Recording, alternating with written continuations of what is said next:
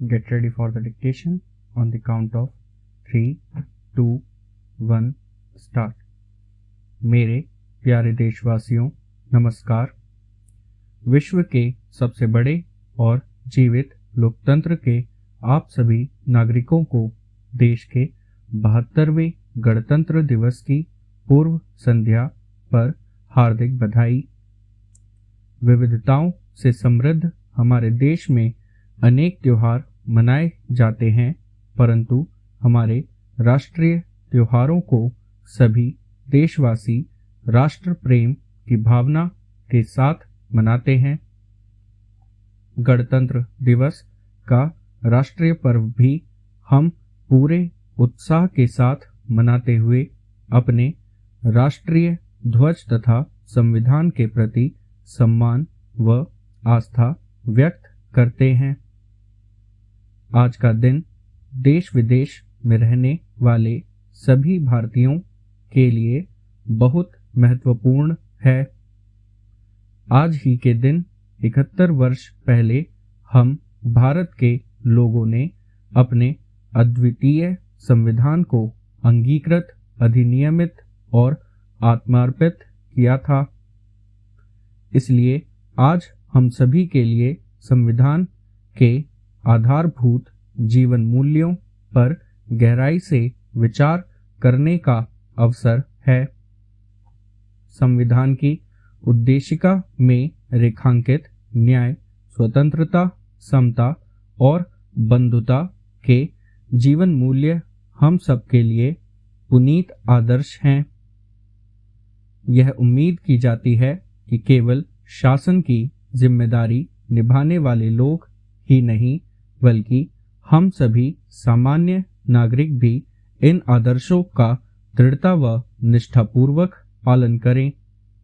लोकतंत्र को आधार प्रदान करने वाली इन चारों अवधारणाओं को संविधान के आरंभ में ही प्रमुखता से रखने का निर्णय हमारे प्रबुद्ध संविधान निर्माताओं ने बहुत सोच समझकर लिया था।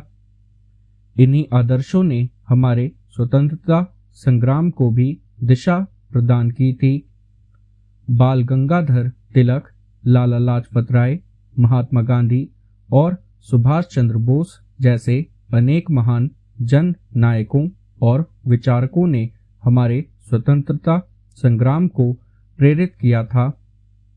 मातृभूमि के स्वर्णिम भविष्य की उनकी परिकल्पनाएं अलग अलग थीं, परंतु न्याय, स्वतंत्रता, समता और बंधुता के मूल्यों ने उनके सपनों को एक सूत्र में पिरोने का काम किया। मैं सोचता हूं कि हम सबको अतीत में और भी पीछे जाकर यह जानने का प्रयास करना चाहिए कि यही मूल्य हमारे राष्ट्र निर्माताओं के लिए आदर्श क्यों बने।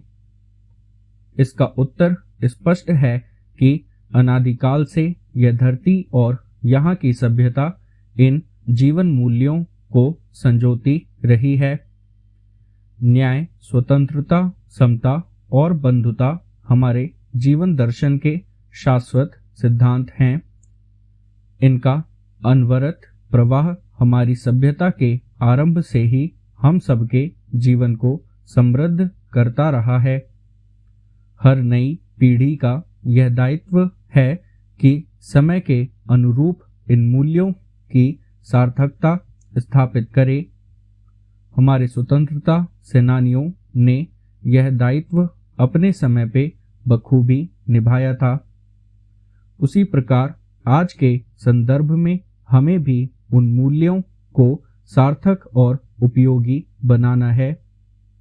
इन्हीं सिद्धांतों से आलोकित पथ पर हमारी विकास यात्रा को निरंतर आगे बढ़ते रहना चाहिए। मेरे प्यारे देशवासियों, इतनी विशाल आबादी वाले हमारे देश को खाद्यान्न एवं डेयरी उत्पादों में आत्मनिर्भर बनाने वाले हमारे किसान भाई बहनों का सभी देशवासी हृदय से अभिनंदन करते हैं। विपरीत प्राकृतिक परिस्थितियों, अनेक चुनौतियों और कोविड की आपदा के बावजूद हमारे किसान भाई बहनों ने कृषि उत्पादन में कोई कमी नहीं आने दी। यह कृतज्ञ देश हमारे अन्नदाता किसानों के कल्याण के लिए पूर्णतया प्रतिबद्ध है।